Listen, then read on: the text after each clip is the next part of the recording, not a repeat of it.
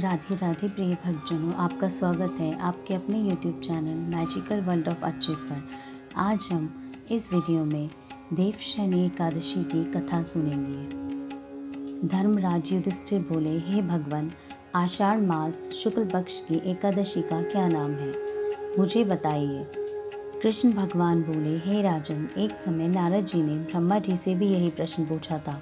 ब्रह्मा जी बोले कि नारद, तुमने कलियुगी जीवों के उद्धार के लिए सबसे उत्तम प्रश्न किया है, क्योंकि एकादशी का व्रत सब व्रतों में श्रेष्ठ है।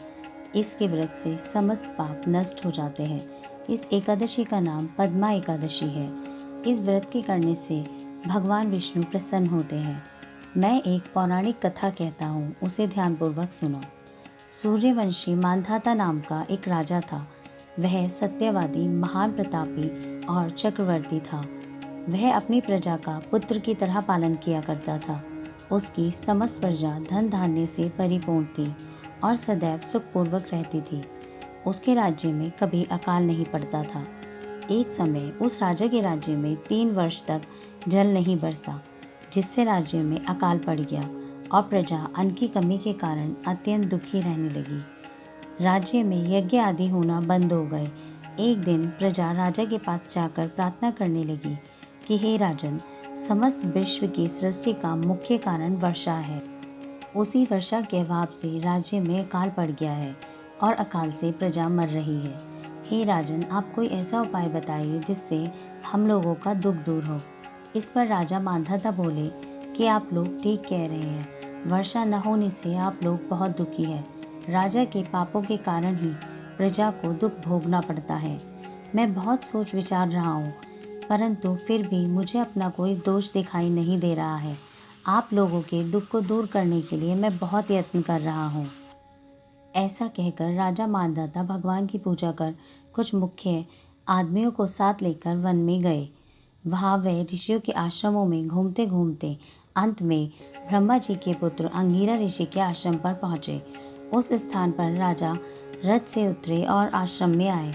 वहाँ मुनि अभी नित्य कर्म से निवृत्त हुए थे।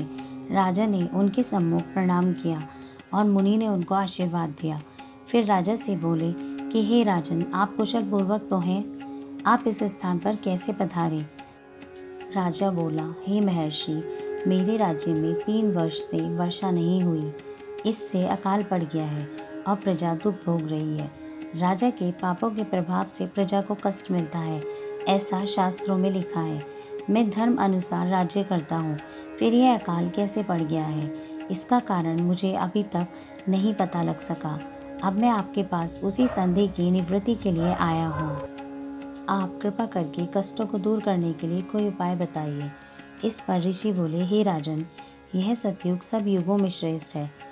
इसमें धर्म के चारों चरण सम्मिलित हैं। इस युग में केवल ब्राह्मणों को ही तपस्या करना और वेद पढ़ने का अधिकार है, परंतु आपके राज्य में एक शूद्र भी तपस्या कर रहा है। इस दोष के कारण आपके राज्य में वर्षा नहीं हो रही। यदि आप प्रजा का भला चाहते हैं तो उस शूद्र को मार दीजिए। इस पर राजा बोले, हे मुनि, मैं उस निरपराध तपस्या करने वाले शूद्र को नहीं मार सकता। आप इस दोष से छूटने का कोई अन्य उपाय बताइए। तब ऋषि बोले, हे राजन, यदि तुम ऐसा ही चाहते हो तो आषाढ़ मास के शुक्ल पक्ष की पद्मा नाम की एकादशी का विधि पूर्वक व्रत करो। इस व्रत के प्रभाव से तुम्हारे राज्य में वर्षा होगी और प्रजा सुख पाएगी, क्योंकि इस एकादशी का व्रत सब सिद्धियों को देने वाला है। मुनि के इन वचनों को सुनकर राजा अपने नगर में वापस आया और विधि पूर्वक पद्मा एकादशी का व्रत किया। उस व्रत के प्रभाव से राज्य में वर्षा हुई और मनुष्यों को सुख पहुंचा। इस एकादशी को देवशयनी एकादशी भी कहते हैं। इस व्रत के करने से विष्णु भगवान प्रसन्न होते हैं। अतः मोक्ष की इच्छा करने वाले मनुष्यों को एकादशी का व्रत करना चाहिए। चातुर्मास्य व्रत भी इसी एकादशी के व्रत से शुरू किया जाता है। राधे राधे।